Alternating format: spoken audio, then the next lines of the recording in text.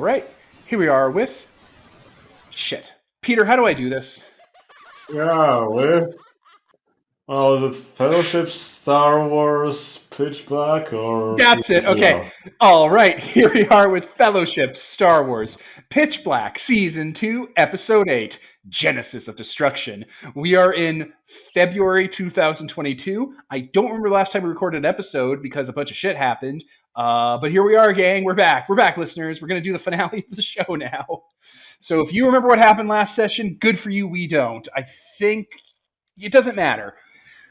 So, well, how do we do this? Oh yeah, I am Devin playing the Overlord playbook, the Lord Marshal of the Necromonger Horde, and with me here today is Stephanie, who's playing 411KM, an android using the Air playbook. Peter as Shining Peak, an Elvanian Force Mystic and Ogre. Ian playing Sicarius A. Harch, the Spider playbook. Holden playing Zevendray, Human Jedi Knight, using the Lantern playbook.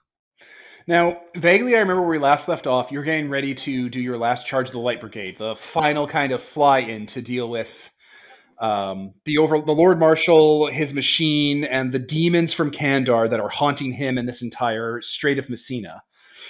Unfortunately, that first part, which we never recorded and never played, listeners, this is kind of like a meta bit, that first part is lost to time, and we will start directly in the aftermath of that encounter. Holden, and by Holden I mean Zevendray, Jedi Knight. You are, I don't want to say you wake up like you were asleep, but like, you know, when you nod off or like maybe you get a concussion and like you just kind of start yourself back up, that's what happens to you, Zevin. You're in pain. You feel like you've been exercising. There's minor wounds and like signs of a scuffle and signs of you being an adventurer over you. And you are clearly in the middle of the wreckage of a building. There's the sounds of alarms, of people running, of a bit of chaos. The sky is not right, and we're going to have to get into what that means pretty quick.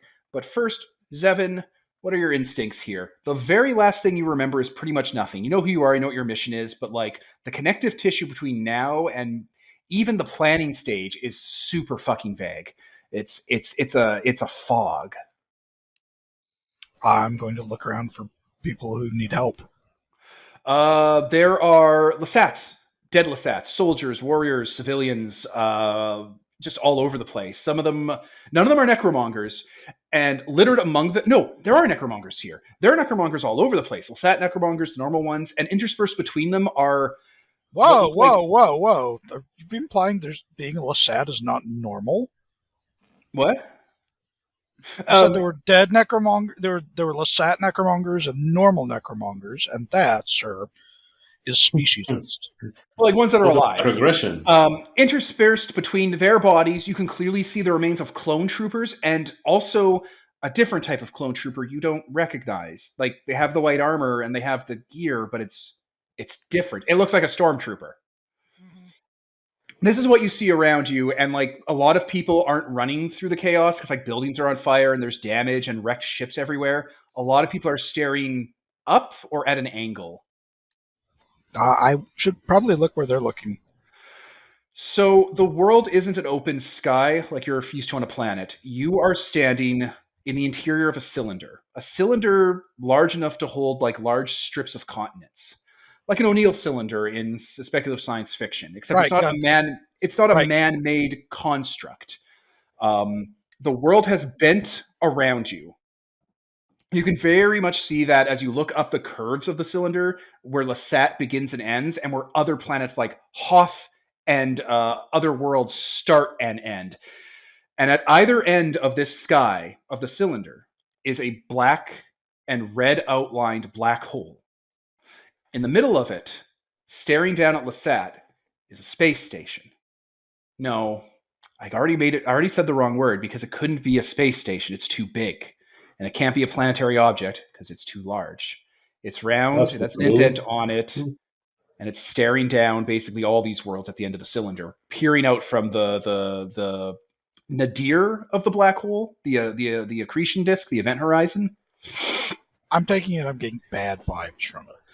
You could not be possibly getting worse vibes in your entire existence as a spiritual, like sensitive, like enlightened being. By being able to understand the vibrations and the rightness of reality, you can tell that nothing about this is good. Nothing about this is going to be free of cruelty or pain. You also sense the Lord Marshals behind you. Okay, so I should probably at this point turn around then. He doesn't look like the Lord Marshal. He's not a 13-foot tall death metal skeleton. He just looks like a given. He just looks like a skeleton man in a doctor's outfit with what looks like, because you're an expert on this, a lightsaber wound from your lightsaber just gutting him right in his side. And he's just lying against some rubble, waiting for you to come to him. And you're starting to remember things. You did do a final rush on the Lord Marshal's installation in the Lagrange point between the sisters in the center of the Strait of Messina, the black holes that make this place the way it is. You remember you and your allies breaking through the defenses, slaying and striking down the abominations held within, and getting into your final climactic battle. And you remember that the Overlord pressed the button. Doesn't seem to have gone very well for either of us. No, no one's happy about this. Well, I do. Let's see. Well, I found someone who needs help. Yeah, you did. And I do have 2 uses of a healing kit in my gear, so I'm going to head over to. Jesus Christ, do we remember this guy's name before he was the Lord Marshal? No, the very specific thing about this that carries even over into the sequel game, Spiders and Snakes, where Peter plays this guy's son, is no one knows his name. It's not possible. It's lost to oblivion. Yeah. This is Exalted. Yeah. It's gone. It just is not there. Well, he's lost just about everything, then, hasn't he? But not his life, and you're a clever guy. Stop that from happening. If you can't think of a name, he does have another name, Doctor. Yeah, so I'm going to head over to the doctor and take out my med kit. I assume that's still in me, and see what I can do about that hole in his gut that I'm probably responsible for. Yeah, you get a pretty strong feeling you did this. He puts up his hand when you were going to approach, and for the wound, he's like, "You shouldn't do that." And yet here we are.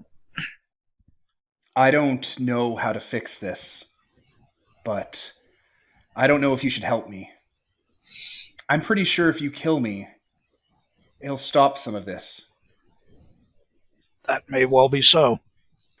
Applying the first aid, just kind of ignoring his protests. I spent a lot of time thinking about what you said. A lot of time. There's a lot of it there, and I couldn't help but. What's the dark side? An aberration,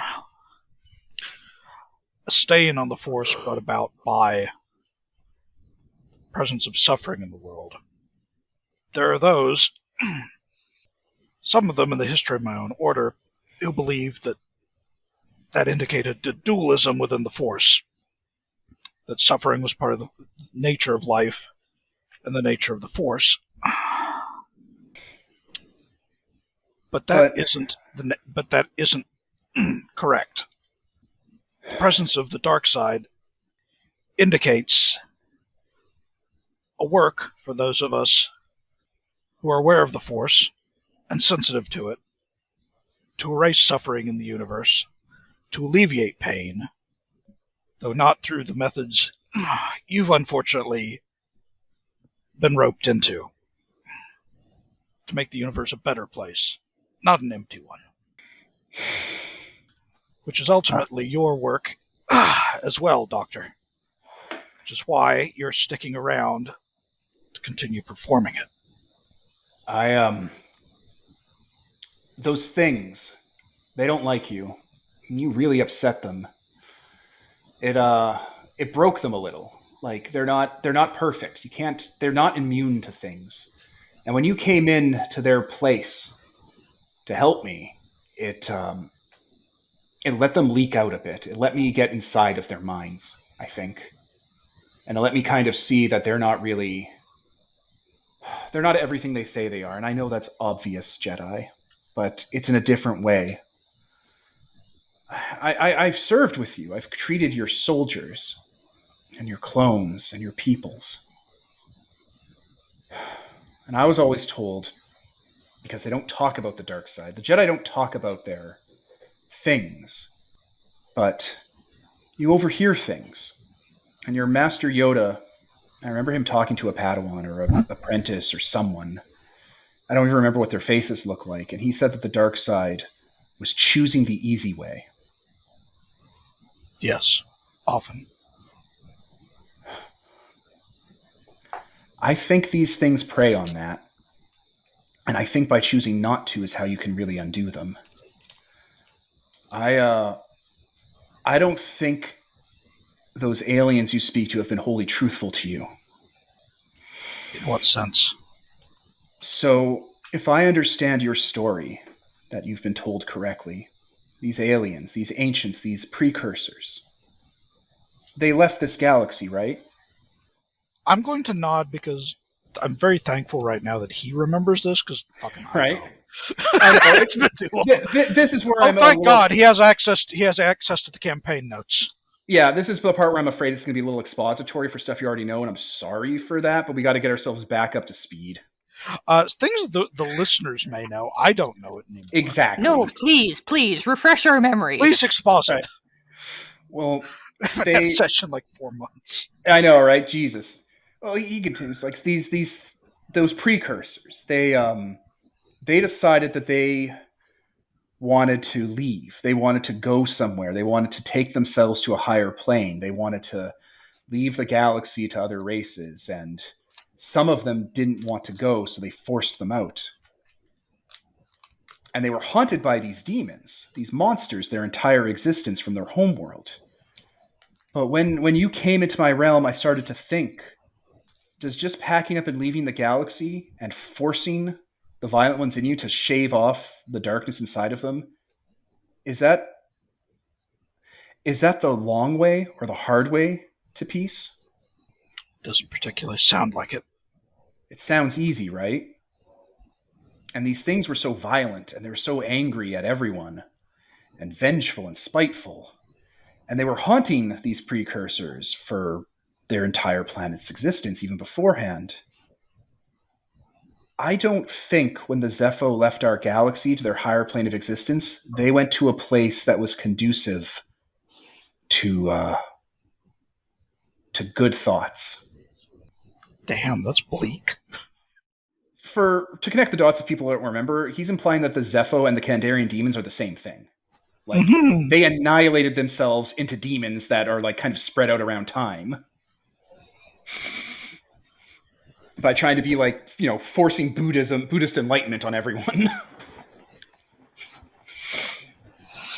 So these things aren't in control. They're mad, and they make mistakes, and they get sloppy, and they get angry. And when you came in and you all kept rejecting their plan and pushing back against them and mocking them and damaging them and bringing parts up against them, they started to get sloppy around me. And I realized I didn't want to take the easy way out anymore.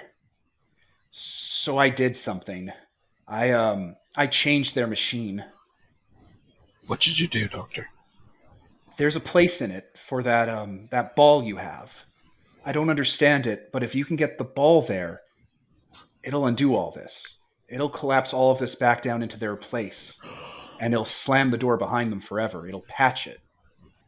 No more sequels. Doctor, for all the mistakes you made, you may have also saved the universe from a threat as old as it is, and older than galactic civilization. I don't understand what the machine does, and I don't think they do either. And he gestures up to the Death Star in the middle of the black hole. But I think what it does is it gathers doom. It gathers worst case scenarios into itself, and it inflicts it on everything around it. I think what we're in right now is the end of the world for all of these worlds. Well, if what they've gathered together is all of the worst days the galaxy could ever face, I still don't think that there's anything out there that we're likely to run into that's worse than what you've been through. So, no reason to fear, huh? Do you think you can stand? I'm not really here. I'm somewhere else. And I think this is the only chance you're going to have to kill me. And if you do, you'll be able to get the ball to where it needs to go easier. Because I don't know if this is real. I don't know if this plan I made isn't just another long-form trick of theirs. I don't know if I'm real. I could just be like a dummy or a doll they made that thinks they're alive to trick you. Entirely So, possible. I don't know what you should do.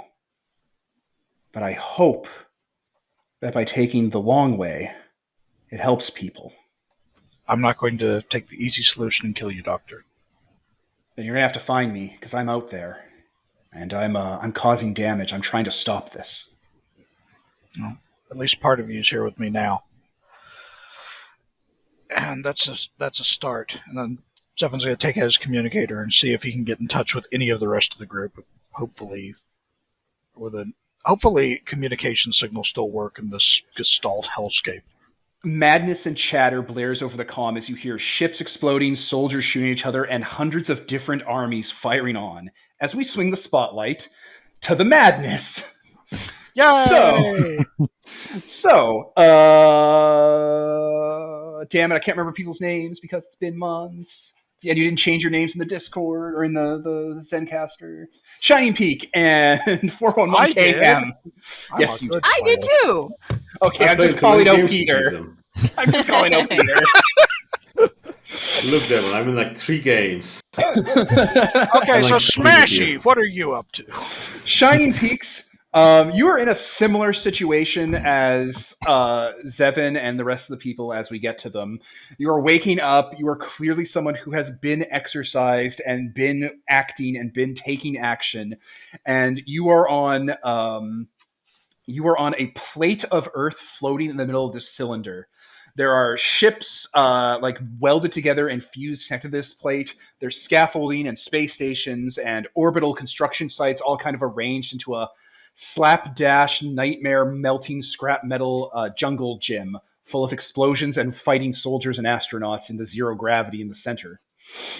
On either side of you is the black hole of the Death Star, and from the different perspectives, like a prism, like light passing through glass, you can see the beams that it fires going down to different directions, splitting apart, firing on different locations, just in slow, skitzing, back and forth, reverberating like moments. Like it's not quite there yet. To introduce the set piece for this session, we are dealing with the World Eater, which is a representation of the black hole and the Death Star and all those other apocalypses. So there are 3 primary locations: the polar waste world of Hoth, the witch moon of Korriban, and the warrior capital of Lasat. They each have 3 things in front of them, 3 sort of like stages. Every time the World Eater gets to meet an objective of its, it removes one of those checks from a world. If it removes all 3, the next time it checks that location gets destroyed and gets sucked into the black holes. Now, for drama and stakes' sake, I'm not going to say that if they get destroyed here, they're gone forever and you're a lose. But for you guys, it's definitely going to look like that. But I am going to say you have a just clock. tossing off here. You have we a don't have clock. to deal with that in a second. Yeah. And when this clock runs out, theoretically, you lose the game. Awesome. Like, Okay. that's how the set piece is set up. Theoretically, this is a game over scenario. So, 401KM, you're here as well with Shining Right. Peaks on this broken scrapyard scaffold. You can see part of your ship. It's like, it's not split in half. It's more like it's been pulled apart like an accordion, and there's like repeating fractal versions of your ship's midsection going through like different iterations, like strewn out everywhere, like a slinky that's been strained and like twisted up. And your objective here is to stop the World Eater. The World Eater is an abstraction. It's a force. It's an oncoming, like physical manifestation of the apocalypse, and it has stats and it can be affected. And you guys have to figure it out with your abilities. But It advances in response to what now? there's like a bunch of things. I'll bring it up as it comes up, basically, just because you guys can read it on the scratch pad. But I don't want to like just start reading it in the podcast. Good old scratch pad. Yeah, and the listeners, you guys can just go to Fellowship Book 4 for this. Or Fellowship Book 2 as well has it, but Book 4 is what I reference because a lot of the stuff was like, some stuff was like cleaned up, edited, slightly altered, so I try to use that as a source of truth for these types of games for Fellowship. And there, on the scrap metal, on the scaffolding, here with you now, 13 feet tall and made of twisted metal, is the Lord Marshal, lightsaber wound in his metallic exoskeleton, staring you down, ready to finish the fight and let reality end.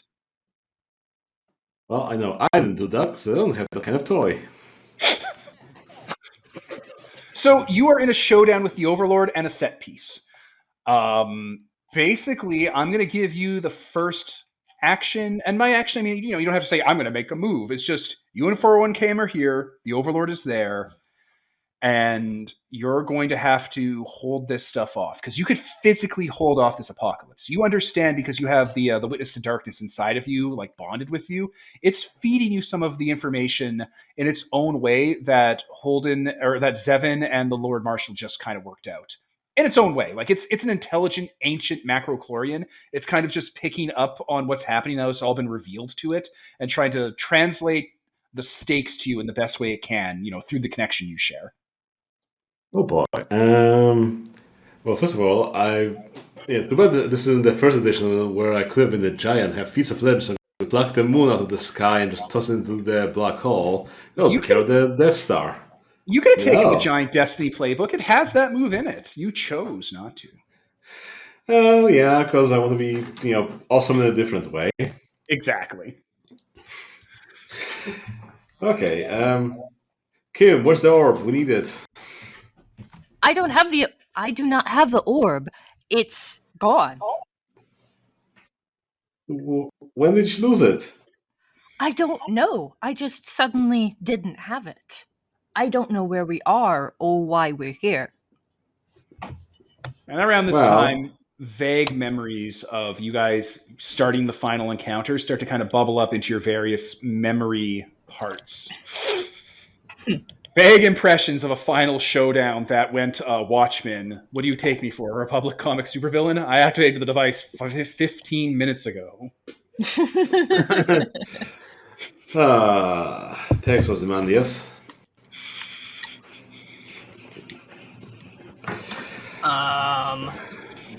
So,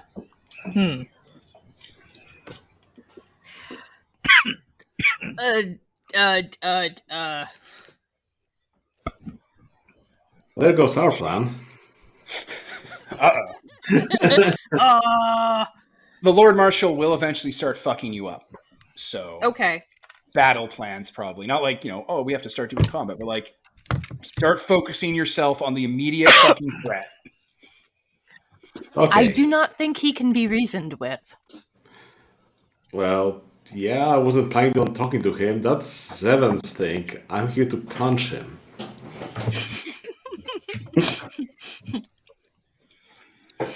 I could try talking to him. Do you want to? Not. I don't know. Do you need something? What will help in this situation? I don't know. So, should I start punching? Or do you want to try talking? You're the leader here. I'm not sure this is real, so go ahead and start punching. Okay. I, jump at him and start, wailing. All right, are you a threat to the world? Yes. Haha, we're here. We have arrived. This is showtime. Woot! All right, Shining Peaks, go for it. Do I just finish them, or do I have to keep them busy first, get an advantage, or what have you? You don't have advantage on them. The Overlord is there and is overpoweringly strong. Like the Overlord is the maximum threat of the game, and getting advantage on them is difficult. As per the rules of Fellowship and Advantage. Fellowship is like a textual. Advantage is a textual or a contextual sort of thing. Okay, so I guess I'll run off to the edge of this thing we're floating on, grab that, welded piece of starship tech and start throwing it at him to keep him distracted, to keep him busy, so then I can weave in between and start actually, doing damage to him. Go for it. Damn it! I was trying to pause before I sneezed. I I couldn't. I got paralyzed. I was trying to get to the mute button. That's what I was trying to do. As soon as the sneeze came on, I was like, "Ah." Oh, 12 plus, so they're on All right, me. I'm definitely gonna start doing overlord moves and start burning through my bonds with you. I'm gonna burn through my one bond with you to fuck you over as the overlord. Is that okay? Do it. All right. That's what they're here for. Heart of Iron. So I erase the bond. You're gonna fail that roll. So whatever the worst result is, you get, and then I'm gonna steal the spotlight and twist the knife. So twist the knife. Do you actually change my result to the minus, or do you just make me fail? But because I think something triggers on like the low roll. Yeah, and the trigger is you're gonna fail. So he's going to fail no matter what? Yeah, because that's how Heart of Iron is. Okay, but yeah, you don't change my roll, you just make me fail. Yeah, so that's different. Yeah, so he didn't actually generate a 6 down. Okay. Yeah. So go on. All right. So yeah, you get up close to the Overlord, throwing like you were throwing debris and trying to close the gap and start getting to fisticuff range, right? Yeah. All right. As you do all that, you do get close and close the distance, and as like the smoke and burning metal and like atmosphere clears, you run directly into the Lord Marshal's clawed hand around your throat as he picks you up. And just has nothing to say. Like, it says that they're supposed to speak to you and force them to relive their pain, but there's no interesting way for a giant death metal skeleton to do that. He's going to use a scary demon voice, so he's just going to body slam you down through the scaffolding. Using Heinleiner, a wormhole is going to open up below you, and a Star Destroyer is going to come out, and he's going to slam you into the Star Destroyer through its deck plating into the bridge, where there's a bunch of stormtroopers and like Imperials from, the original trilogy just hanging out in the middle of this combat. But for them, yeah. So the hard cut I'm going to make against you is I'm just going to do damage to you. Eat it. Okay. Oh, sweet! We've shifted to the Force Awakens. Let's do that. No, what? Hey, Devin. What's the name of that fucking thing with the Vader's apprentice? Force Unleashed. Unleashed. Yes, sorry. Okay. What is the tag that will actually do damage to the Lord Marshal? Like necrotic, piercing, burning, etc., etc. You said that there was a specific tag that I could use that can be used to attack one of his stats? One moment. Let me go look at your character sheet. Try and see what we're talking about here. I don't think there's like any specific tags you need to attack an overlord. You just need to create an advantage, which is narrative, and then you do damage normally. Oh, because I was going to pull out a rocket launcher. The orb. Yeah, if you had the orb, that's this weakness that does some things different. I don't have the orb, but I do have other things at my disposal. Also, the overlord is half something else, so we cannot hurt him anyway. That's why I'm trying to figure out what will actually damage a stat. Weakness. So we need the orb in order to hurt him at all. There's other ways. We can beat him in combat. Yeah, we can beat him in combat. But we can't hurt him. So I also have to follow up with his Heart of Ice also activates, which is when you deal someone you have a bond with or has a bond with you, make another hard cut against them immediately. Like it's the follow up to, it's the custom move that follows up to this whole fucking combo he has. I'm specifically going to use that to separate you from Steph, so that you guys are like, you're up on the scaffolding and you guys are down the Star Destroyer. I just want to follow up with that for people listening. Good thing. And also, so you have unlimited power and your touch burns and scars me. Since I am a swamp ogre, I'm weak to fire, so I guess that would count for it? Yeah, he also has the Evil's Touch, which means his attacks are necrotic.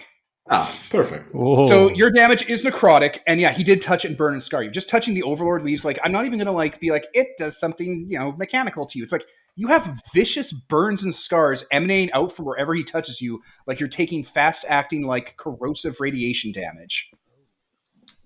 Perfect. Like, it's that kind of burns and scars. The literal kind. The walking ghost kind. The Vader kind. Yeah. Like, well, that's the thing with Vader. Like, Vader chokes people because he can't breathe. It's a very simple metaphor. The Emperor's an evil wizard. He has evil lightning. The Lord Marshal's very touch, like, warps and scars and hurts you the way that, that kind of stuff happened to him and the soldiers he used to treat and stuff. Like, it's a whole thing. Black hole radiation and shit, and mixed up into, like, war wounds. This is what you get for disinfecting your wounds too hard. Now it burns. Yeah, don't do that if you have a damage. So, can I jump into the portal that he's made to try to keep up with Shining Peak? Because his cut was specifically to separate you two, you're going to have to throw something at this. Something that might cost a resource or be an implementation of one of your moves. It's probably at least a getaway. Yeah, at least a getaway to like try and like bridge the gap and overcome that kind of change to the battlefield he made. I have lots of useful things. There it is. You have lots of useful things. Useful things will take care of this. I fire up my useful rocket launcher and speed towards where Shining Peak is. What? So like you get the rocket launcher ready, tie a string around the rocket part, and fire it? No, and then tie a string around you like a Looney Tunes cartoon? I was trying to think of like a rocket pack. Wile E. Coyote this shit.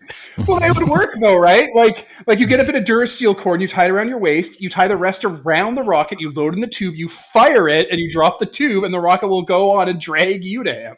or like Halo style, I point it away from where I want to go, and then backwards propel myself towards where I'm going. Or better yet, Fortnite style, just fucking jump on the rocket, ride it real slow. There it is. I meant to say folding rocket pack, but hey, I will do it Halo Fortnite style too. God almighty. All right. I'm going to cut away real quick so we can establish what Ian's stakes are, and then we'll start rotating back to y'all and start trying to collect you together. There's also the TF2 option, use rocket jump. Right? Just aim down. Yeah, exactly. That's a quick option. Okay, so I gotta really check the World Eater real quick. Blah, blah, blah, blah, blah. Everything in its path. Panic, destruction, a nightmare. Whenever I give the World Leader the spotlight, whenever it feels like it moves forward a bit. So, as you guys are being dragged down into the Star Destroyer hole to chase up, I'm going to swing the spotlight to the Death Star / the black hole as it's clearly moving closer and charging up on the world of Lasat, and I will mark one of its 3 checks off. I think I'm on that world. That's not. Yeah, good. you are on that world. It's getting closer, and you could see that it's clearly arming itself and priming. But we'll get there, and swing ourselves back to Ian. Take your lightsaber out and prepare to block. I just got to deflect this one blaster bolt. Sicarius, you are on Korriban. It's covered in how to describe it? Separatist installations. There's clearly a siege going on, and you can see a lot of Lasat and Given and people from this place are in a work camp of some sort, or being shifted off to build the installations here and install military hardware. And you see Admiral Trench is here with you. He's with a bunch of droids in front of a bunch of rebels that are kneeling in front of him, and he has a pistol, and he's like, "Oh, finally you got up." What's going on, brother? It's unbelievable. What's happening? Who did we win? Did we succeed? I feel like we're not winning though. Looking around at all of everything. Yes, the Jedi are off doing their Jedi things. They'll patch it up post haste, but this is an opportunity, brother. An opportunity we shall not pass up. That little clicking sound. What? Look, it's been fun doing this whole will they, won't they on opposite sides of a war thing that you and I have been doing. But I think it's time for us to get serious about what we're going to be doing after, the Republic falls. There's going to be a new empire. There's stormtroopers everywhere, by the way, not clone troopers. There's going to be a new empire, and he has a little hologram with a man in a cloak in it. got a pretty interesting offer from the new government that's being put into place. I think we make a great team together. I've always said that, brother. Well, and he hands you the pistol and gestures to the rebels. Why don't we make it official? I'll take the pistol from him. Okay, so just so I'm clear, we're executing all the hostages? Rebels, and they're terrorists, so we're not executing them, we're bringing them to justice in this new system. It just doesn't sit quite right. Well, yes, we know that you're weak, brother, but you're going to have to get over this. This new boss isn't like the Separatists or Dooku. They're not quite as hands-off, so for your own safety, I need you to grow up really fast right now. Again, why the necessary execution, brother? Like, we've already beaten them. They're already down. We won. Let's go on our way. Let them live under us. They serve us. That's fine. It's good to have people serve us. Man, this is taking a turn. Taking a fucking brother.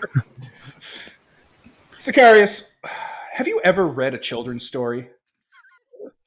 Yes, the spider and the snake. Yeah, it's a good one. Yeah, okay. How about we talk about the other children's stories? Like where there's a hero who was born from devastation, he rises up and slays the evil ruler. It's very nice propaganda, but it does have an ounce of truth. You can't just let rebels live. You can't just let resistances exist. They have to go, or else the next generation gets ideas. So, gestures to the pistol, let's move this along, gestures to the sky, before your friends wrap this up. Look, brother, I've been around a little bit here, doing odds and ends things with some of these Jedi, and I'll agree, they do weird things, and it takes a long time to get things done.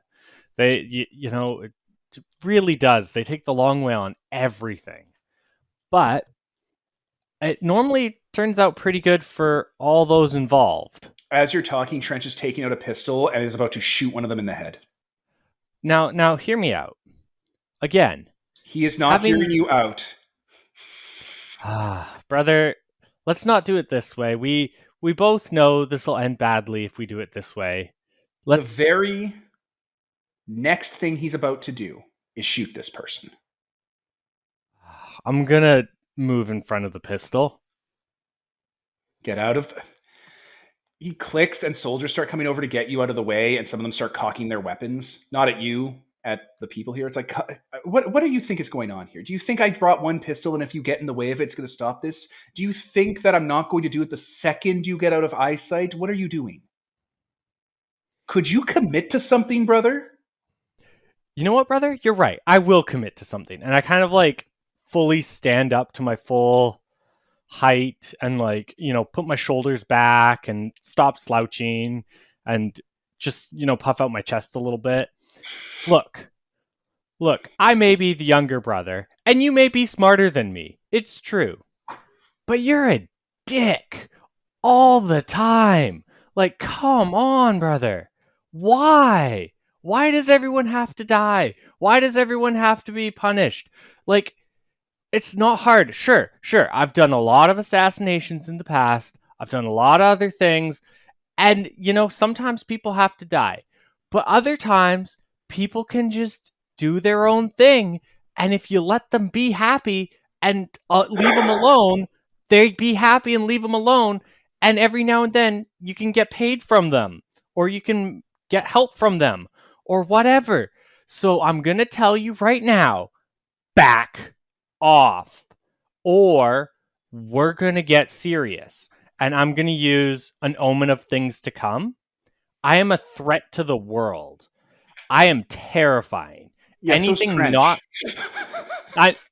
not a threat. No, I know. Is Trench actually a threat to the world? Yeah, he's a general. Okay, I didn't know for sure. He's one of the original generals that didn't die. No, that's fair. Anything not a threat to the world flees the scene, and threats to the world hesitate their actions. He sighs, shakes his head. The best parts about you are when you are killing people. Honestly. Look, I get it. You like to pretend that you're a good person and that the world doesn't work the way it actually works. But just grow up. There are boots and there are throats, and our lot in life is to be on those throats, not to be under them. They're little people. They don't matter. They don't have feelings. They're meat. Just commit. You already are halfway there. Stop disappointing us. Follow your destiny. Just go with the flow. It's what you're good at. I warned you, brother. And I'm just gonna like tackle him. I'm gonna keep him busy. This fucker? Yeah, I'm just gonna keep him busy. We'll keep him busy. Okay. Give me a second here. That's 2d6. Oh boy. Plus, what is that? That would be plus courage. What accomplish? What's your move? I'm trying to keep him busy, so that I gain a web, because I gain webs anytime I keep someone busy. Plus courage. Regardless of the result. So I need that. I need those. And then, yeah, I'm just trying to keep them away from directly killing civilians for right now. All right, so you're gonna roll. Let's see how this goes down. Yeah. So that's a 7, which is on a 7+. You buy some time. All their attention is on you for now. Yeah, so Perfect. You just jump up and tackle him, and you guys are wrestling on the ground. As you're doing that, he's like, "Oh, I'm just gonna make this easy for you." He starts to pull out from one of his robot hands what clearly looks like a detonator for bombs somewhere. You don't know where. And like as you're struggling, he's going to try and press that to just make this just simplify the problem. Okay. That is the stakes that are going on here. Okay, then I am going to use a bear trap on his hand so that he can't press the button. God, so like it's gonna be like one of those like what do you call them? In Dead Space, they have those like power tools that are like staple guns and stuff, and like industrial tools. I just imagine one of those just to like staple one of his robot arms into the rock. Yeah. Basically, like through the metal. I'm gonna tackle him, and as like I hit his arm that's holding the detonator against the wall, it's just gonna be like tunk, and yeah, he's just stapled to the wall there. All right, and his attention's on you. He's going to give up on trying to hit the detonator now that you've interrupted it. He's not going to try and pursue that, but he is going to try to bash you in the head with a rock. Okay. I assume that's overcome harm. Man, I should have thought up what Trench's stats are. He used to have stats once upon a time. long ago, in the olden days. Right? Back when I had everything on hand. Okay, that'll be blood, which means... I should probably look up his stats right now. 8+. 8+ on overcome.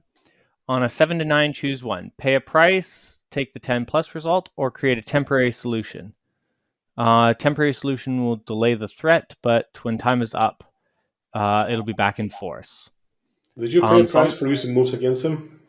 Well, he's a threat to the world, and threat to the world cancels out threat to the world, right? Okay. That's how that works, right? So I'm going to pay a price to take the 10+ result, which will be I overcome the cutter move. Okay. And then... So, like Cain and Abel before you, you two scramble on the ground and are fighting, and it's quickly turning way more violent than I think you originally were expecting, because he straight up goes for a rock on the ground and tries to brain you in the head with it, and you grab his hand. The rock he grabbed is the orb. Oh. Like, he tried to straight up cave your skull in with it. Okay, then. Yeah, I'm going to pay a price, so I take a point of damage to overcome this. Yeah, all right, then if you pay a price, then yeah, he bashes your head in a bit. But not as badly as it could have been. And I'm going to try and take the orb out of his hand. So, because, like, clearly we need that, and how did it get here? It's supposed to be with 411K, or her brother at the worst. So, yeah, I'm going to try and take the orb out of his hand. Sure, we're going to swing away from you two. Yeah, of course. As you guys are scuffling on the rock face. You guys are surrounded by like soldiers fighting. Like there's a couple different battles going on Korriban right now, and every once in a while you see like a red lightsaber in the background. Maul is in the mix here. You can tell. Oh boy. Shit's going on. So we're gonna swing back to Zevin. Zevin, you can see the Death Star approaching. You can see it's starting to charge up. You can see it's getting ready to commence Judgment Day. You have some information from the Lord Marshal. You have the beginnings of a plan. What's your move? Oh, I forgot. When in doubt, I have a move that just basically has something plot relevant light up to show me what I have to do next. Your lantern light. Okay. Get all the Force. Let's close my eyes and see what the Force suggests. Okay. You center yourself in this place of absolute. What was the term that Ravenloft had? Sinkhole of evil. That was the word. In this absolute sinkhole of evil, you concentrate. You center yourself, and you reach out to your friends and your allies and people that could guide you on your journey. And because this place is so tainted and corrupted, it skips a channel, and you open your eyes, and you feel like you're not physically here, but your mind or your sight has been brought here.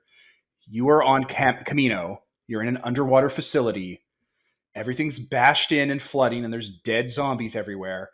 Torpano, old and wicked looking, is sitting, breathing heavily against the tank with a cybernetically and like, what's the term I'm looking for?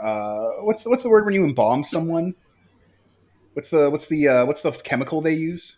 Formaldehyde. Yeah, a cybernetically and formaldehyde preserved Rudoir is like all broken up and injured and like is missing an arm and stuff and is just kind of laying next to her as they are taking a breath, and they both turn to look at you.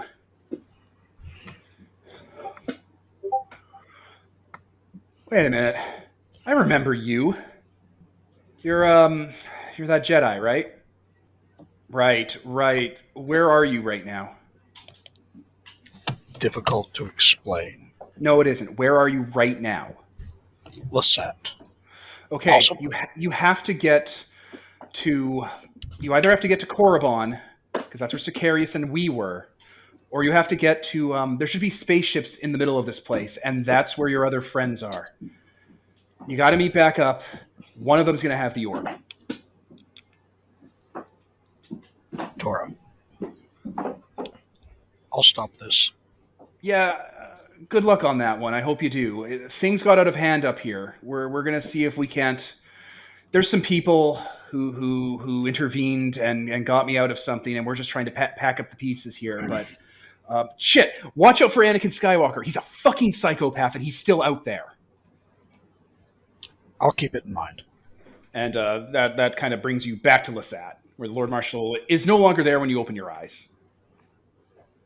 Well, hopefully some sort of spacecraft is, because I need to get off roll pronto. Dealer's choice. The entire franchise is kind of spread out and jumbled up around here. Oh, let's go to the Millennium classic route Falcon. and bumble into an X-Wing. Why don't we? Fucking sick. The workhorse of the fleet. Yeah, I don't think they're even in production at this point in the series, are they? Star Wars is fucking ridiculous about the X-Wing and the Y-Wings, because either they're new state-of-the-art war machines that just came out during the Clone Wars, or, as per New Hope, they're 80-year-old fighter jets that the Rebels had to refurbish and bring up and running and aren't anywhere near as powerful as TIE fighters. Star Wars wants both at the same time. It's confusing. Since when are they nowhere near as powerful as TIE fighters? Well, that's because the engineers are scrappy and have really brought them back up to speed. These are supposed to be like Model Ts compared to Ferraris, basically, or like mass-produced tanks and shit. Like, they position the Rebel ships as either being like refurbished, mothballed, like World War I tech and World War II, or it's cutting-edge stuff they stole from shipyards because some people are funding the rebellion, and they do both. They say both at various points in franchise history. So, as far as I know, the thing about the TIE fighter is always that it's the most cheaply produced piece of shit possible. Just sure, but it's the Empire new. just makes $1 billion of them. Yeah, but they're new. Like they So didn't are all even the bother other to put ships. a shield generator in the damn things.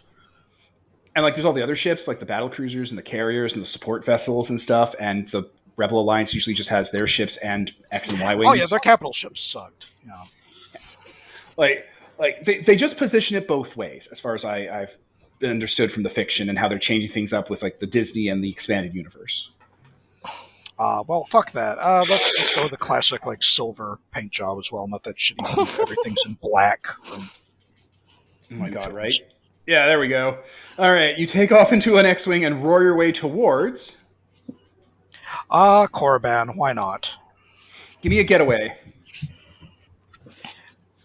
It's been so long that I'm sitting here like looking. Is that a move or fucking? Yes, Getaway is a move. Okay, it requires 2d6. You're correct. And does anyone have Grace? Grace. Roll Grace. Oh, good. I think my grace sucks. Let's find out. Boy, it sure does. That's my worst stat. Okay.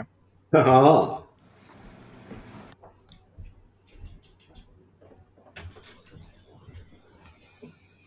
What'd you get? 7. Just All right, by what the is- skin of my fucking teeth. Yeah. What are the results you're going to pick with that? Oh yeah. Okay. Quickly avoiding harm, quietly, with no attention. Well, unfortunately, I don't have anybody to bring with me. You're alone. Alone. Alone. I think time is probably of the essence, so let's tear out of here quickly. Avoiding All right, along you the way. do attract danger along the way. As you start tearing out of there, you hear a thump behind you, and there's a dead stormtrooper missing an arm, crawling up past the astromech cockpit space in the X-wing, coming towards you with a psychopath grin. Oh joy! As Mike has arrived. But we'll get back to you in a moment as we go back to the Overlord fight. So you guys have just smashed into an Imperial Star Destroyer, both of you, and the Overlord. All right, I have whipped out a sniper rifle that has ranged and piercing, and I am going to shoot at the Overlord's one of the bits of him that is not covered with natural organic armor, so like his eye or his mouth or something. How about the big lightsaber hole I put in him? He does have a lightsaber hole. Yeah, the big lightsaber hole to aim at the stat because it's piercing. Yeah. To aim at the stat cannot be damaged in combat. Okay. So here's my question: are you a threat to the world? No. So I have to pay a price, So here's right? Well, first you need advantage over the Overlord. So you and Peter need to work together right now because you're going to have to try and attack the Overlord directly, and you can do it. You can absolutely take this guy out. If you guys kill the Overlord, the set piece doesn't end, but that's going to significantly make things easier. The Overlord, for Lord Marshall's turn, gets up from the wreckage, still holding you in his throat, Shining Peaks, and with a wave of his free hand, all the Imperials on board drop dead, and before their bodies even hit the floor, they reanimate as jerky Kandarian demon zombies. Like just a wave of his hand, like to pass them off, and they're already back and like ready to swallow your soul. So you two get advantage on this guy. Put a fucking hole in his gut. Well, I was trying to get an advantage so that Shining Peak could do something, but I guess since I'm the one with the piercing, I need to need to do the thing so Shining Peak can do the other thing.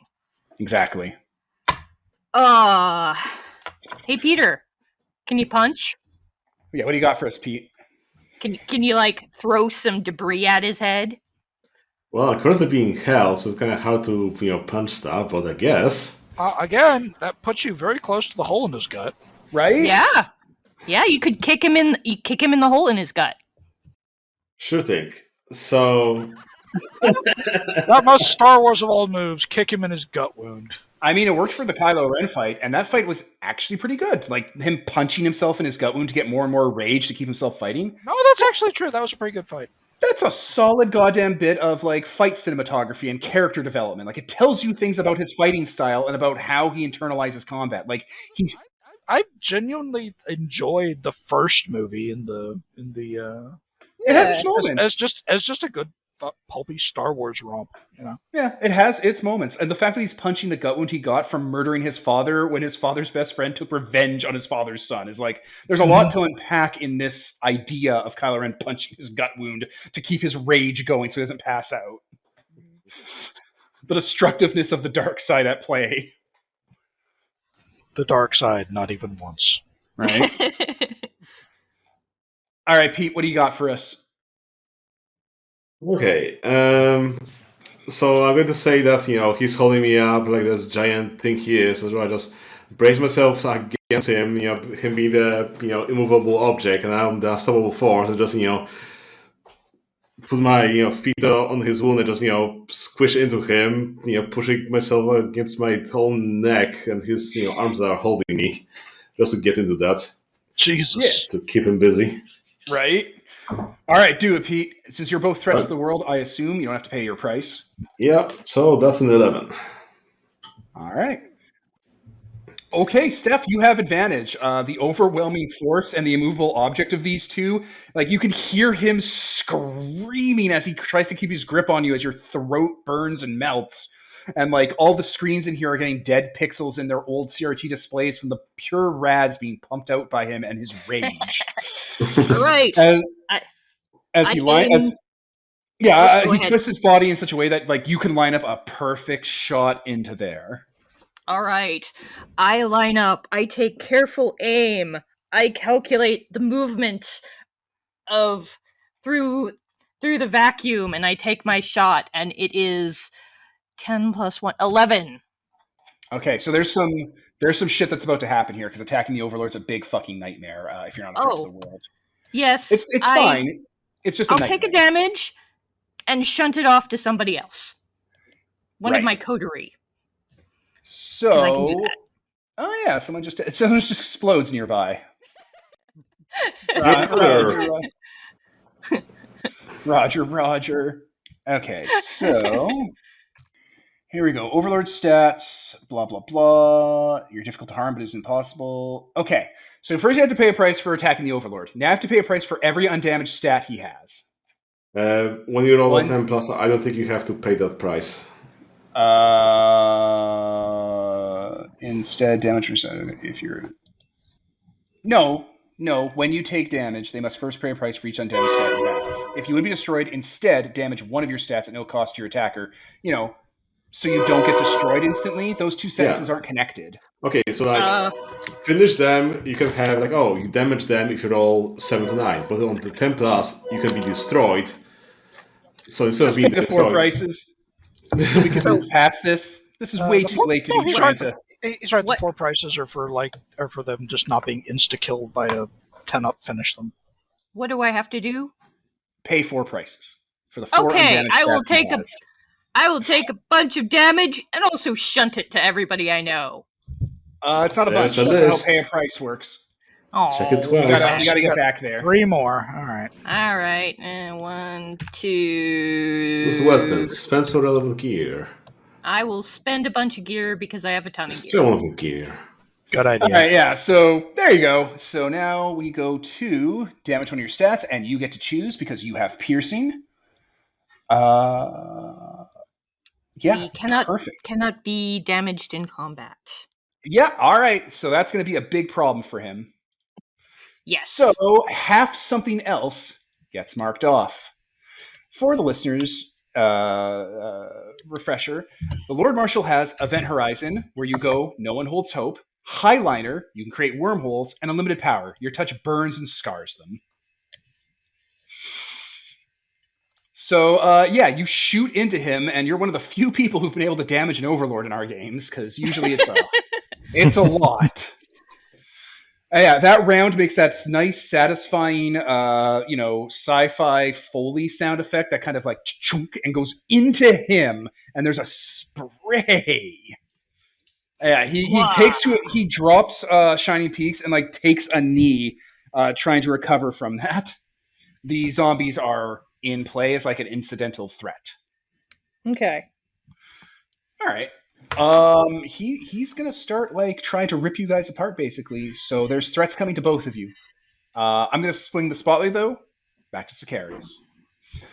Sicarius, you guys are Cain enabling it on the ground. What is up? Yeah, Holden, at any time, fucking drop on in. Okay. Yeah, no, I'm trying to get the definitely just trying to get the orb, trying to get it out of his hands and push him away so I have the orb and he's not within bashing my skull reach. I should have done this. I should have done this years ago. You've tried. Your weakness makes you like them.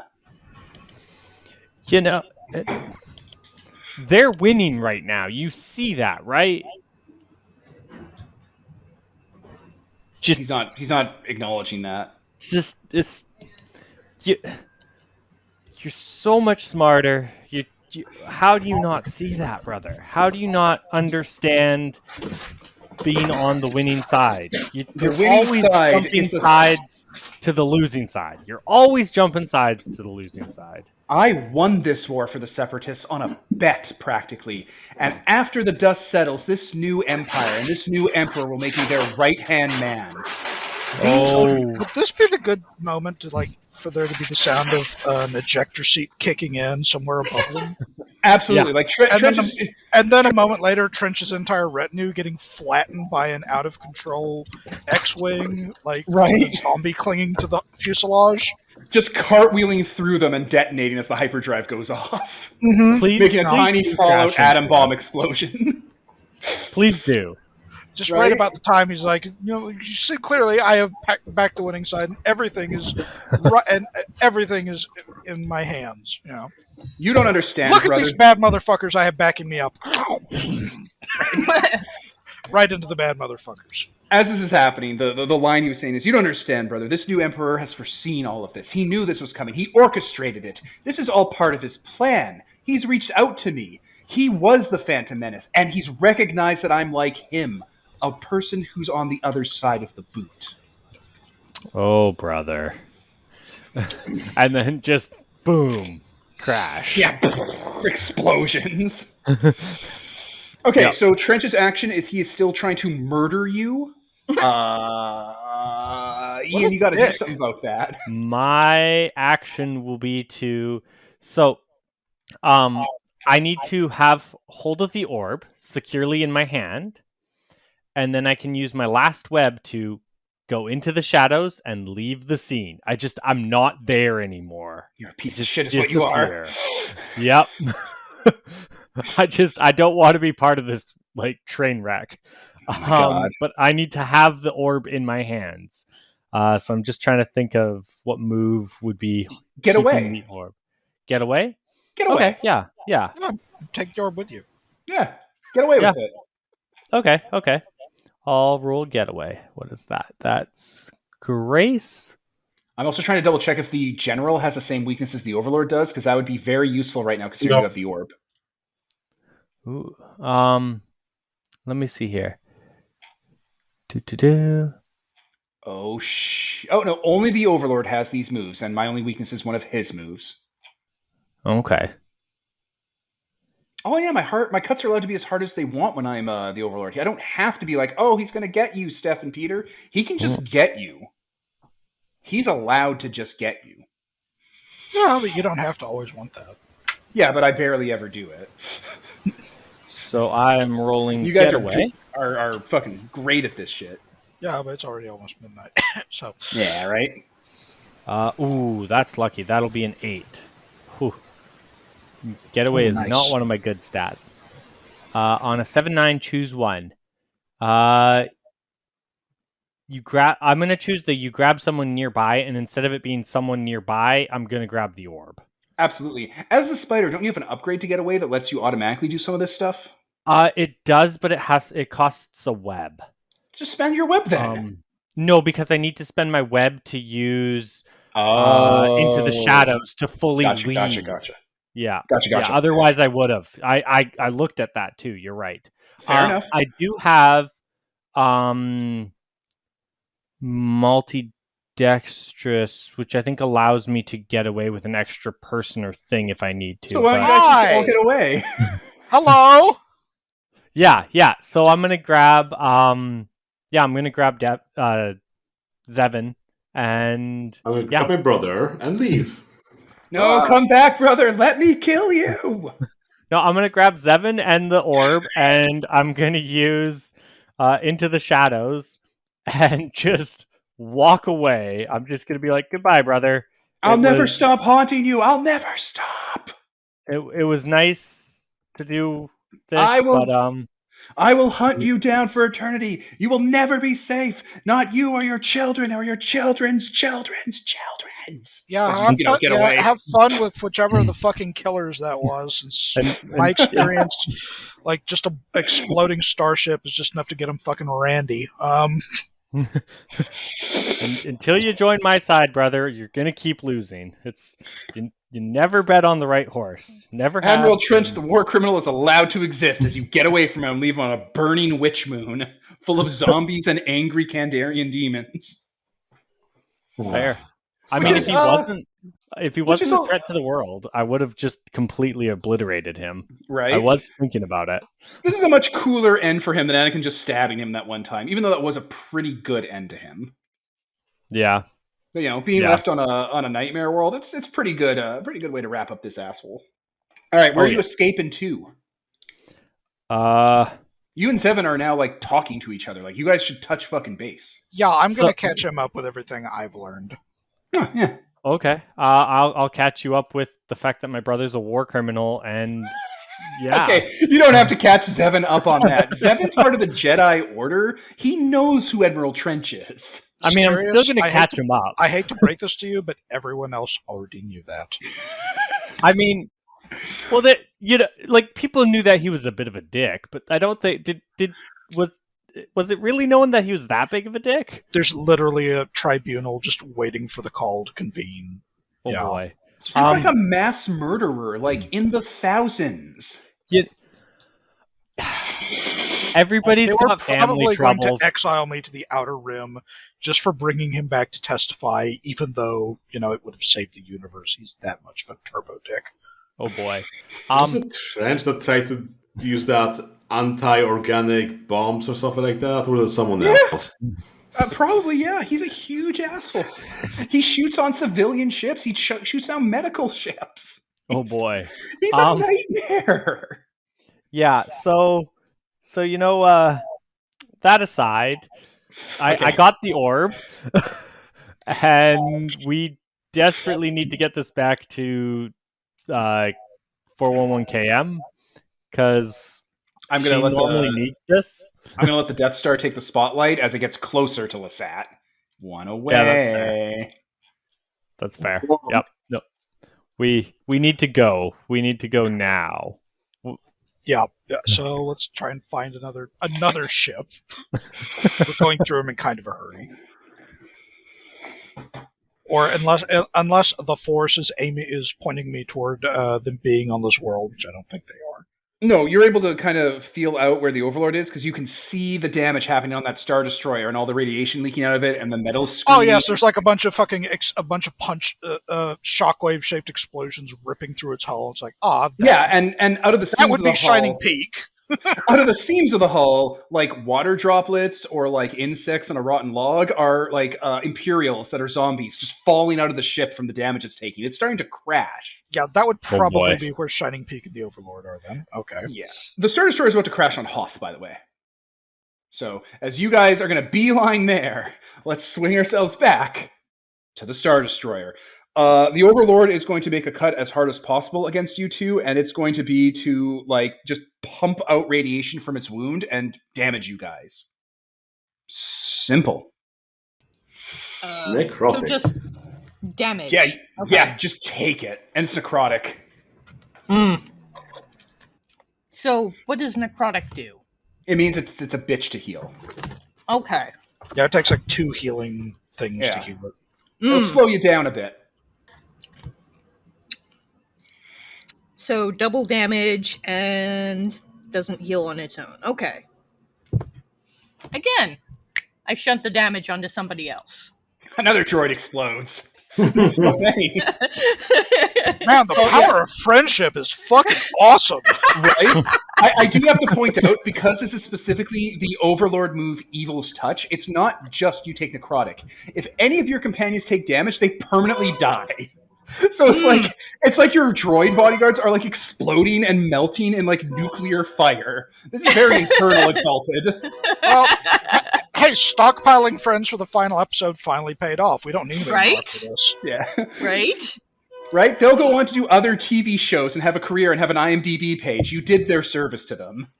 You got them to the finale. They're going to get into syndication one day. All right.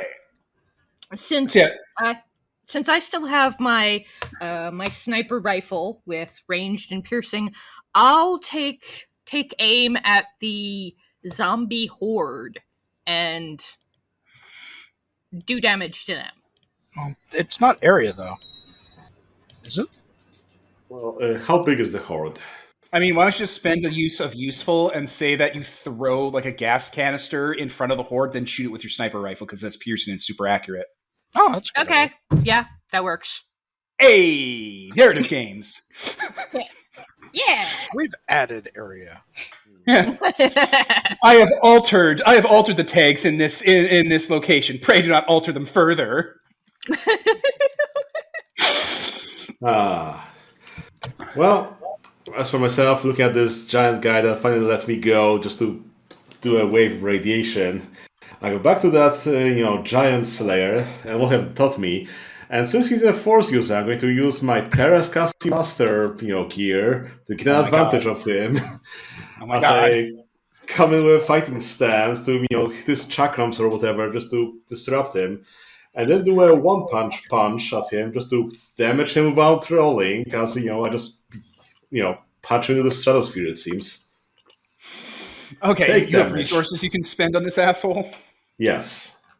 All right, so you don't have to pay a price, and if he takes damage, you just have to pay a price for each one of his moves left. So he has 3 left. Pay 3 prices, and is it piercing? No, it's not piercing. It's dangerous because I'm punching him. Oh God, that means a kill. Okay, so those zombie stuff are dead because dangerous means it's an area attack that he can't control. So when Shining Peaks, you Wampa punch him? It was like a Star Trek haymaker or something. You hit him so hard, the bridge detonates. Like you're all like, yeah. like for 1 km, it's dangerous, which means Pete can't say that you're safe. You get fucking thrown. Okay. I'll do something like collateral damage, like ×3 or something like that. Yeah, it's so much collateral damage. The Star Destroyer just got split in half down a line behind the Lord Marshal. Yeah, why Totally fucking not? anime style, 100%. Yeah, I did like the twins or whatever for that Star Wars Visions or something like that. Oh yeah, I've never seen Visions yet. I haven't even watched it yet. That'll be fun. I forgot. You're not missing much. Oh wow. Oof. Okay, I'm gonna get rid of Event Horizon. Where you go, no one holds hope. Because finally, the theme song that we might have had might start, and you guys might start like turning this tide on this dude. But yeah, the Star Destroyer splits down the middle and detonates as you guys are crashing into Hoth, which means you're all being thrown off a ship at terminal velocity. So, I don't know, overcome that. My cuts can be as hard as I want. So yeah, this explosion just goes off. I'm going to separate y'all. You know what would be really cool? I'm going to use my ability, Noble Bearing. Your allies are always available when you need them. So they swoop in and save us in their ship at the last minute. So, like, what's his name? The guy, the fucking guy. In session 1, Holden rescued a fucking necromonger, and he's been your pilot the whole time. Oh, Yeah. What's his name? Pilot. Krell Duran. Yeah. Yeah. Yeah. Alright, that's the name of that Jedi, that asshole. Yeah, the war criminal. So the Necrobore, the real one, I guess, or like a ship that Pon Krell has been able to like co-opt, swoops on in to grab 41KM. You're in too much devastation, Pete. You're in 3 destructions around you, and shoots a magnetic harpoon at you and just flies away with you. You're like, it's real slapstick, but you get out of there. I was trying to summon Zevin and Sicarius, but this works too. Oh, they're going to be here. They're on the way in their ship. You don't want them in the Okay. middle of this. Okay. They don't want That's to be fair. here. That's fair. Why would they want to be in the middle of this? Who would want that? You're like, hey, Sicarius, hey, Zevin, I'm in the middle of a bus crash. You want to join? And they're like, Right, no, that's fair. no, not Let's today. find out if that hole in the guy's stomach is the socket he was talking about. It is absolutely not the socket he was talking about. You fucking psychopath. Okay. So a lot of things happen. So Krell looks at you from the fighter jet he's stolen, and from the co-pilot seat in the back, you see Rudwar with his hand out, slowly towing you in closer to the ship. Normal day Rudwar, not zombie Rudwar. Right. The Star Destroyer crashes onto Hoth and explodes and creates a gigantic fucking mess.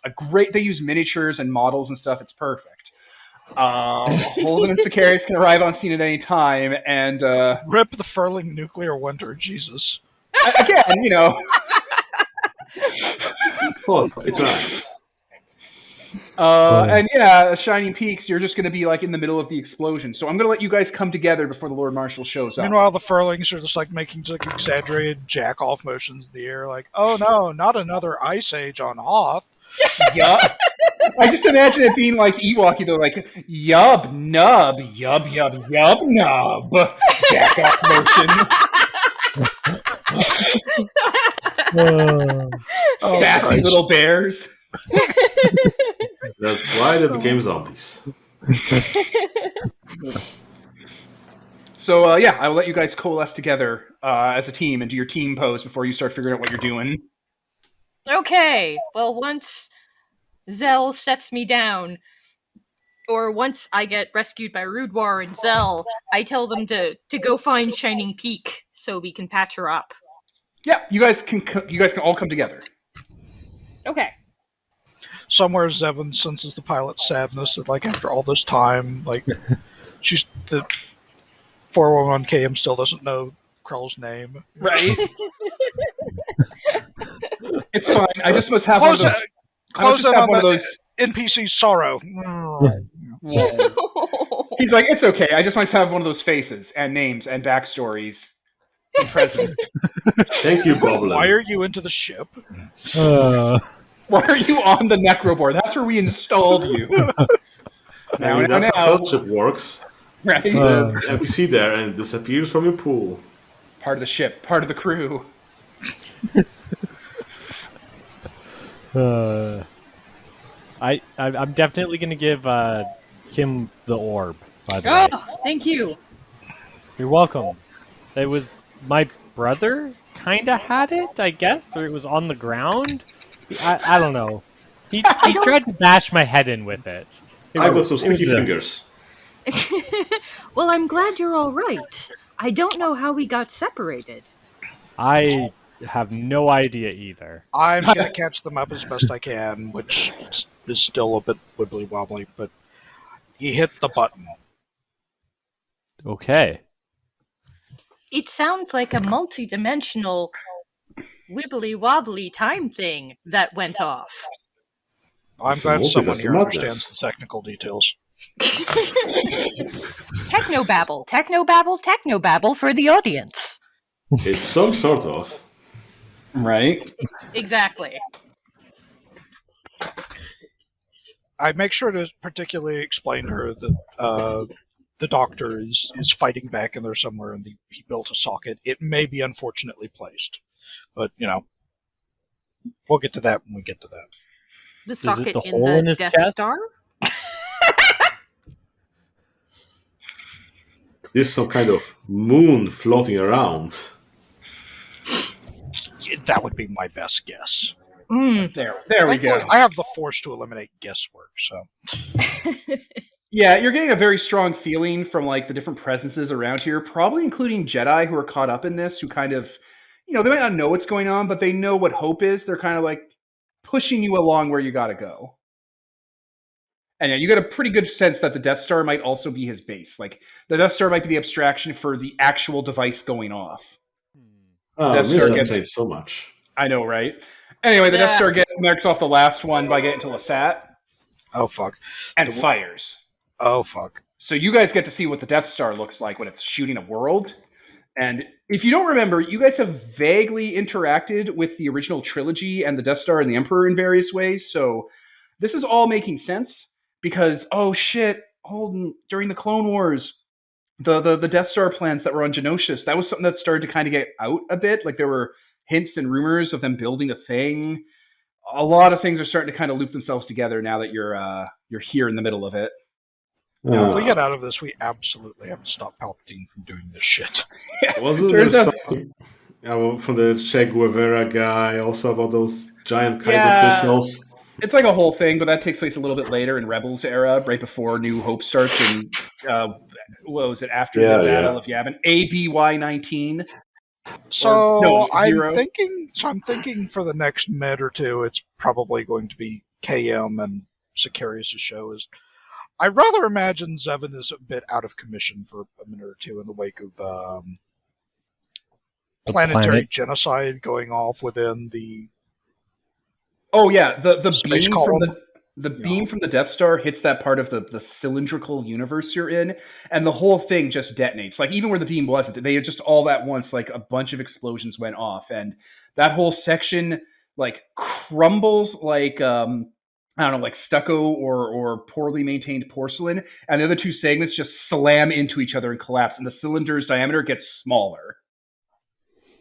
Well, this is bad. Now, the World Eater can be fought. The Lord Marshal's distracting you from that. Was that real? Was Lestat actually destroyed? Is this a hallucination? Is this an illusion?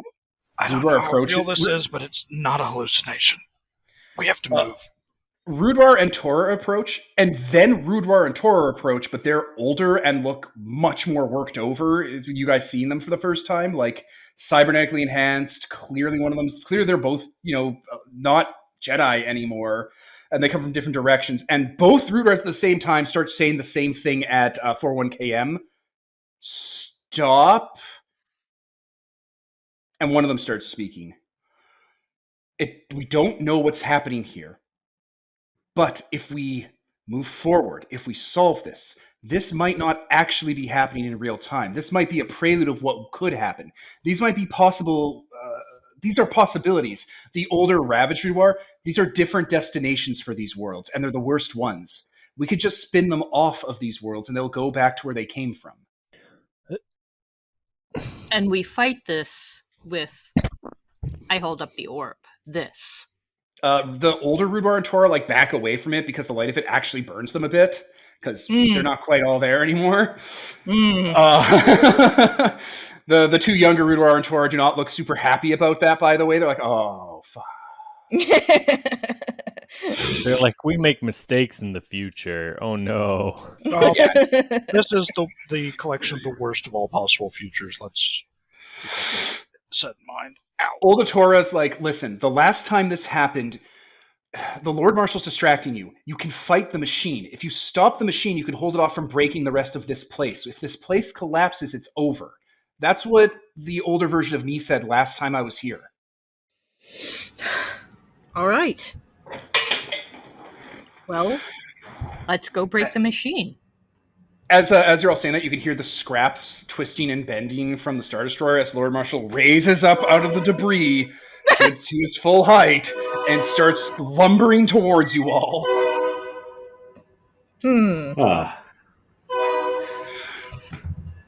Well, since I am the Ascendant, I have taken that move where once I take a course of action, I cannot, stay away from it. I guess I'm fighting the Overlord here. All right, you face off against the Overlord. The rest of you have to go and deal with the World Eater. And the older Rudwar... Doctor! I'm playing Heart of Fire. I'm burning my bond with that motherfucker. I've kept it all this time. Yeah. Nice. Doctor, the socket, where is it? You get a the Lord Marshal recoils from you because you literally have his weakness. Remember that? His weakness is the thing that can absolutely kill this asshole. By the way, killing the Lord Marshal, the monster, is not the same as killing him, the man. Oh, good. Killing the man is the easy way out. If you killed the man back there when he was talking to you, this general would just this Lord Marshal would immediately evaporate, and so would have Trench. They would have left this scene. It was the easy way out. But something worse would have happened later. No, it just would have made me a big fat shithead. Yeah, Zevon Drake could take the easy way out and be a bit of a murderer, and go against his principles and kill the doctor. A dark side point. Who does? Well, it's not. You can't abstract this that. I know you're joking, but like for listeners, because listeners might be used to the D20 system and stuff. It's more. Yeah, you have a choice, and the choice is meaningful. You can kill the Lord Marshal here and take the absolute fucking easy shortcut, just like in like that Metal Gear game where you can advance the clock to kill the old man, or you could do it the fucking hard way that drags it out. Yeah, but wasn't the whole theme you were going for is that the dark side is the easy way, blah, blah, blah, blah, blah, bad things will happen. Yeah, I'm a Jedi, so... That's all exactly. That's just my Jedi shit. Yeah. Yeah, like that is a theme that's real, but like if Zevon kills the Lord Marshal as a doctor, he's not going to 5 seconds later put on a breathing device and like immediately his lightsaber will turn red and immediately his face will become deformed and he'll have cat eyes like the Nightman. That's not how it works. That happened to Anakin because Anakin killed 50 children in like 2 seconds after he choked his pregnant wife to death. Okay, that's why it happened to dark Anakin. Run, speed run, any percent. Yeah. Dead children path. Palpatine doesn't look the way he looks in all 3 trilogies because he once stiffed a waiter's tip. He did that to himself. It's like Fable 1, where like some door wants you to look evil, and if you're a good guy, you could just eat 50 little chickens, and you're like, oh my god, you're awful. Yeah. All right. Anyway, Lord Marshal coming at us. Yeah. So, does he get exposed to his weakness? Yeah. Who is someone going to do that? Expose him to his weakness might actually knock out an opportunity to you guys, because you're spending a bond to distract him, so he is locking on to you. Does someone want to like just use present the weakness? Like wave him at it, or like it's a laser now. Remember? Oh my god, that's right. All right. Yeah. I fucking laser him. One of your stats is immediately damaged. Your choice. Can I shunt that one? Or is this like an unavoidable damage? You can either destroy Heinleiner or unlimited power. You can just choose. You just pick. So the she's asking if she can. She's asking if she can shunt off her stat to like kill another one of her robots. Yeah, that's what I'm asking. Yeah. Okay. Yeah, there's plenty of robots around. That's why I accrued an army just for this scenario. Oh yeah. I think exploding the weakness is separate from that, so you don't have to even pay for that. But somewhere one of the smug furlings just explodes.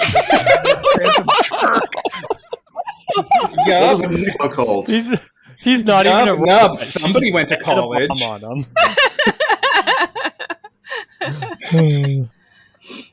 So, do you want to take out his wormhole powers or his ability to burn and scar you with a touch? Wormhole, so he can run away. Yeah, wormhole. Yeah, that's a good one. All right. Oh, I should roll for this. No, you don't roll at all. You just have it, and you point it at him, and it happens. That's why weaknesses are amazing. Oh, neat. Okay, cool. So down he goes, like being shunted back like a goddamn wraith by the power of that light. Like you see, like layers of metal and darkness just bleed off of him, like washing dirty clothes in a river. It's like Shining Peaks moment. Yeah, they make a return to the scene. Yeah, absolutely. Like the Lord Marshal is quote unquote focused on Holden, but like I'm just going to say that he's paralyzed with indecision right now. That seems to be the best way to go about this. If Shining Peaks wants to punch him into bone shards. Oh, you know what? Let's just say that it's you have advantage because of what Holden and or what have Zevon and the 401k have just done. Yeah. Okay. So orbital fist drop. Do you want to wrap up that question about where's the weak spot before I start punching him? Yeah, I can wrap that up. Just kill this guy, though. Okay, So Shining Peak was falling somewhat slower than everybody else, and now she just comes down with a haymaker from the sky. One punch. Yeah, you're a monk. Monks can Fistos, do the that. forbidden punch of legend. Yeah. You can slow fall because you're a monk. Okay, I'll create some collateral damage here as I, deal damage to him. All right, so the shockwave knocks you all back and disgruntles you. He just falls on the Lord Marshal. Kaboom! Huge. Did you do it, Pete? Did you Yeah, win? I mean, Are you winning? Yeah, I have I said that deal damage. I have that, move that auto deals damage. I didn't even have to roll. If I do it with blood, I just take 10 plus. All right, so the what do you call it? The debris, the cloud, the damage, it settles, and you're just in the middle of a crater with nothing around you. He's gone. You did it. Like, I know it's anticlimactic, but yeah, you destroyed him. He's gone. Didn't even leave anything behind. There's no dark You side energy vaporized. explosion. You vaporized him, Pete. What's Oh, it's a crater. You knock people around. What do you want? You want to break someone's leg? Ian, your arm gets broken. Okay. One of your 6 remaining arms. You're still missing my one wrist. arm, right? Yeah. Oh, you have a bunch of extras, you baby. Yeah. Did you get a prosthetic for that one missing arm you have? I think he's just still missing the arm because he didn't get enough time. No, I got a did, robo yeah. arm. I got Okay, a good. robo arm. Yeah. Okay, good. Yeah. Good. You're still missing an arm. That's useful. Now I'll No, pick up my no. healing herbs that are giant and heal myself for 3 damage. Ba-dum. So, what now? Oh, All good. right. I was gonna use healing spray on you if you didn't have any of your own. Okay. You just have to get aboard the Death Star and get the orb to. There's a place at the bottom of his facility. It's not actually the Death Star. It's his facility. At the bottom of it, where all the lens work and machinery and the experimentation that would fire off into the black holes is a harness to shackle in the deadlight prism. You just got to get it there.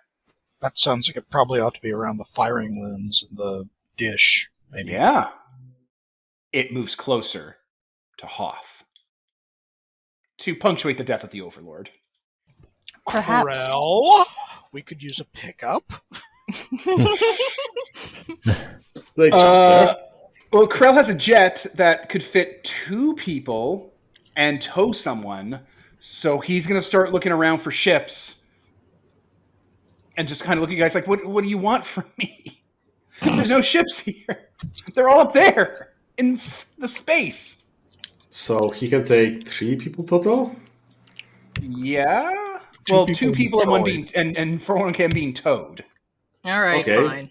So I'll use my Or we mighty could leap. kick him out of the pilot seat and that's, I'll use my mighty leap so I can jump wherever I can see. Oh, shit. On the Death Star. Oh my god! Okay, yeah, we'll meet you on the dish. Jesus. Sure, why not? Well done. All right, Hulk leap. Fly to the space. All right, so you leave Krell here on Hoth as the Death Star approaches and gets closer, and fly your way to the Death Star. She just launches okay. herself to the Death Star. Yes. Krell sits there with Rudwar, Tora, and Oldwar.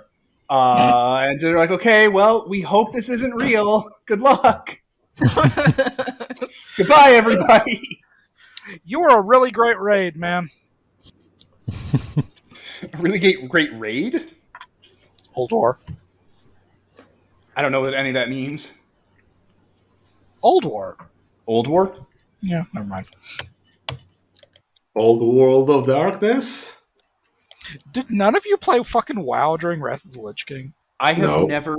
Wait, I once played Yeah. WoW for about 10 levels as a gnome, and I only spent it making money mining and doing absolutely nothing else, including quests. So I know absolutely nothing about WoW except how to mine copper as a gnome in the starting areas. That's all I It's know. generally Old War is generally regarded as like the best raid they've ever had.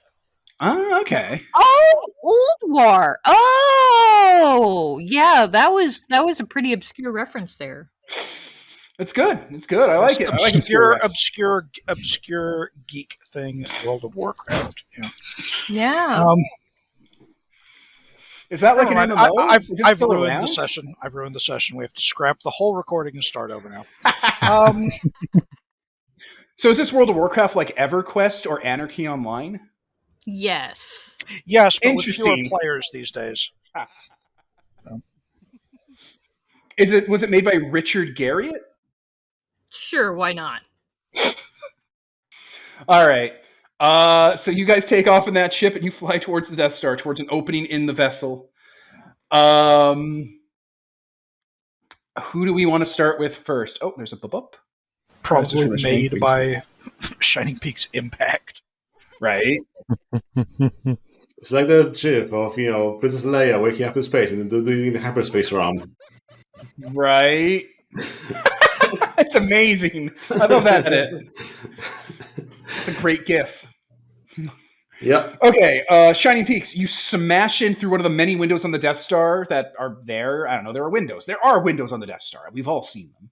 Yep. And you are inside the Lord Marshal's facility, and it looks super familiar. You can even see that you're orbiting the twin black holes, and there's like lower in the installation, like from the windows you can see down, that there's like something shooting into them that's like causing stuff, like the beam splitting into them. Well, I guess I'll start smashing through the walls, going towards where the beams are coming from to hopefully find the source and stop it. Okay.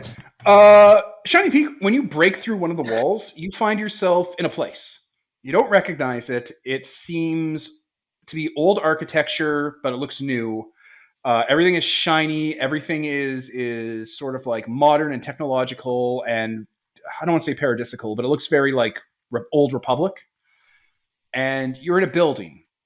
It's large. It looks like an estate. It has levels to it, art, statuary, servant droids walking around.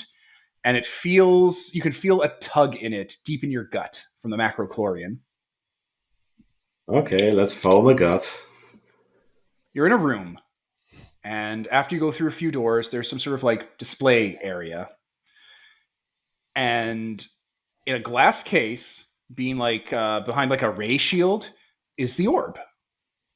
This is strange. We have one of those. I take the glass off and I pick it up. It's behind a ray shield. Oh. Well, for I guess listeners, ray shields are the impossible ones you need a key card for. Go to the wall and start, tearing the wall down so the ray shields goes down from that side. Yeah. So whenever ray shields come up in Star Wars tabletop games, that's the first thing the smug player says. It's like, I'll just put my weapon into the side of the wall and carve out the emitter. The emitter is shielded by a ray shield.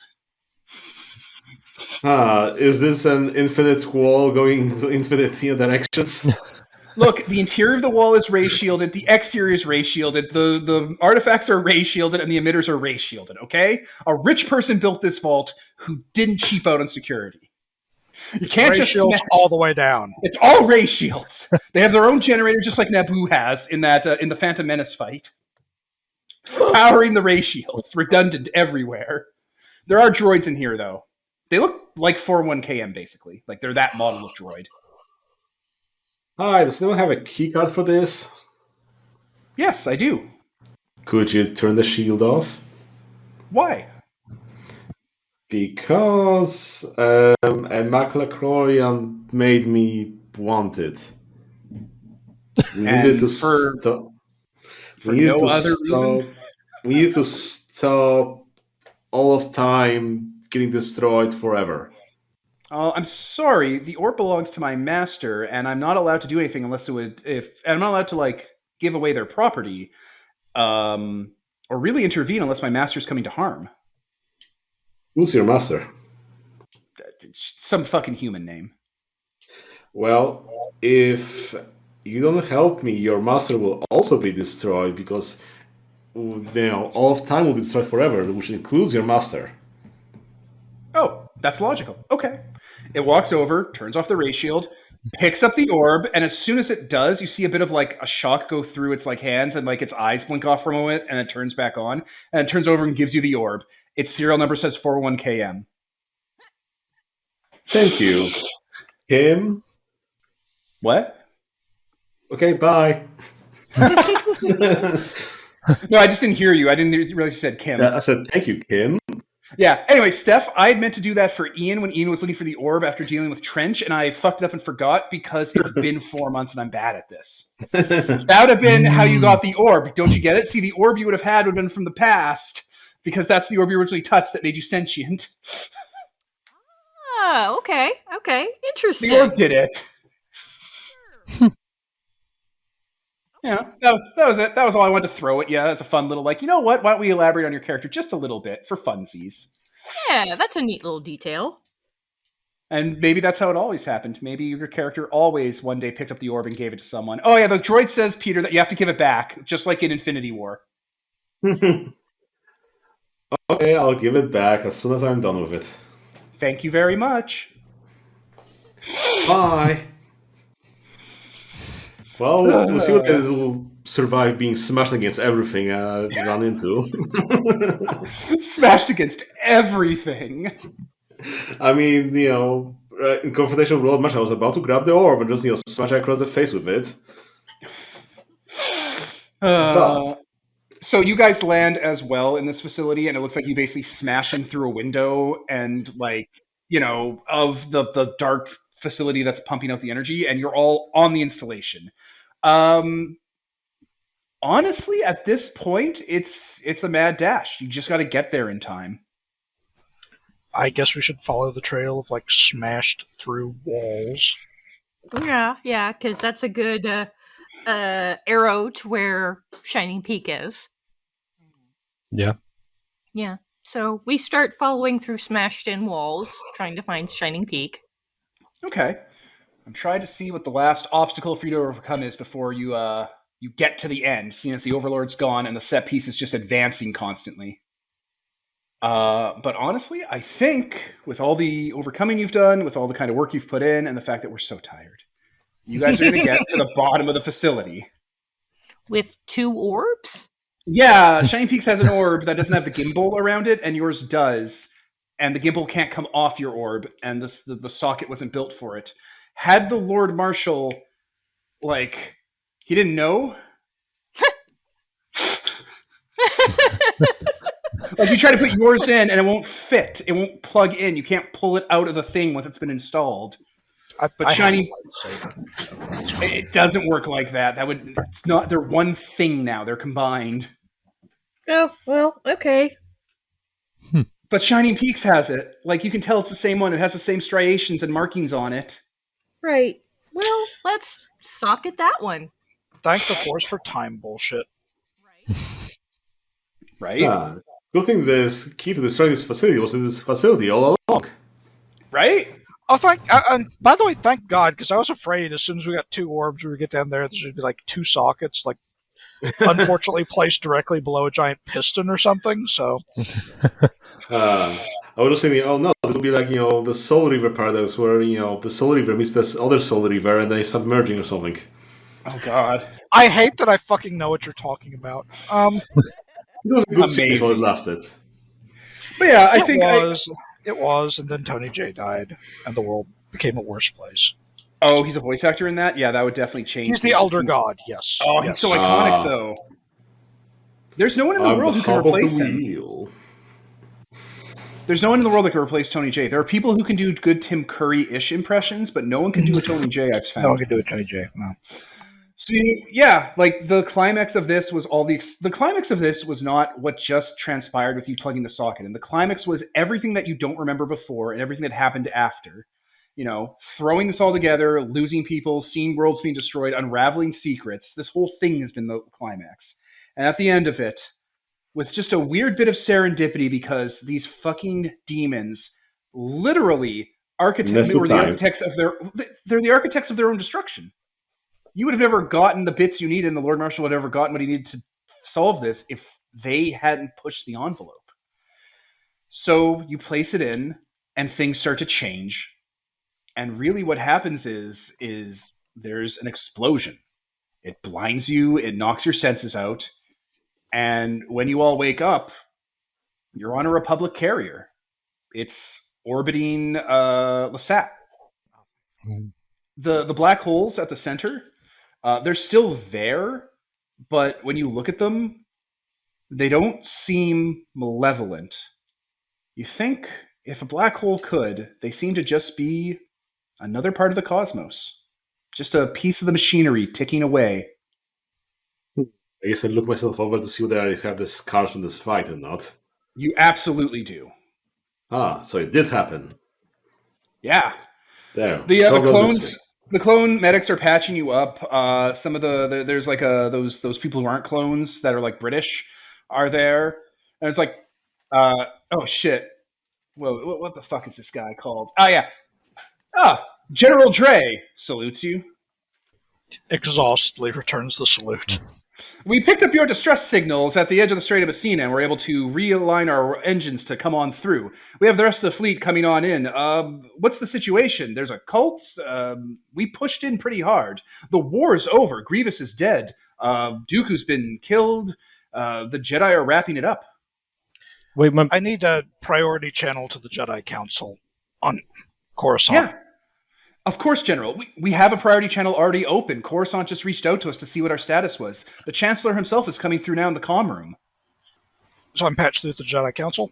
Yeah, you go into the comm room, just as you can see a cloaked figure ending a sentence, and all the clones turn in unison. Dun, dun, dun, dun, dun, dun, dun. Now look,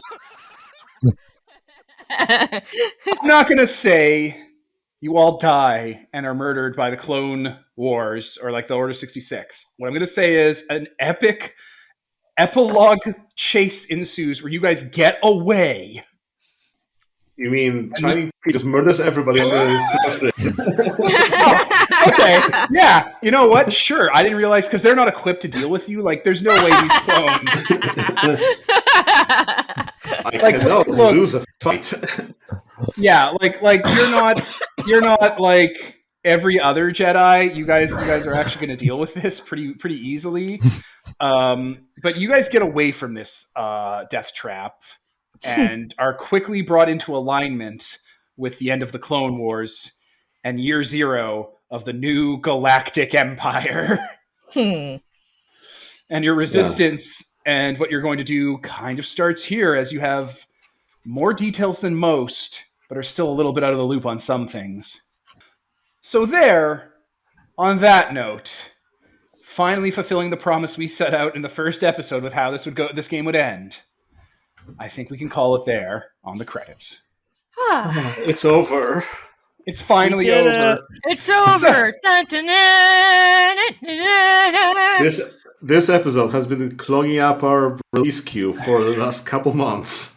It's been a lot, listeners. There's been moves and relocations and COVID and a bunch of nonsense, so it's taken a while to get here. If it sounds like things are a little looser and not paced out, well, one, it's a game between a bunch of people who aren't professional writers, so what the fuck are you expecting? I don't mean that, fans. I'm sorry. You know how I get when I'm hungry. But, we're happy to be done. We'll be happy to get some distance from it and think of what we might want to do next if we want to come back to this and do that potential season 3. You listeners are about to go into the second show of this, Spiders and Snakes, which actually ended before this game ended and wrapped up ahead of time. So it's smooth sailing from out here if you're listening to this new and have been waiting for episodes to post. And if you're coming in from the future, there were a bunch of do you not have a history book? Did you not look up what happened from 2020 to the foreseeable future? Look, we're in 2022. We're in February 2020. We pray there's a fucking end date on this. Look, we're on February 2022. The other day, a bunch of shit just went down. If you want to check your history books. If you guys missed all of this, where's your hiding spot? Can we join you? I'm so sorry, listeners, from the future. What a future you live in. Anyway, I was Devin. I was Stephanie. Peter. I was Ian. Holden. And this was sponsored by Nobody. Signing off.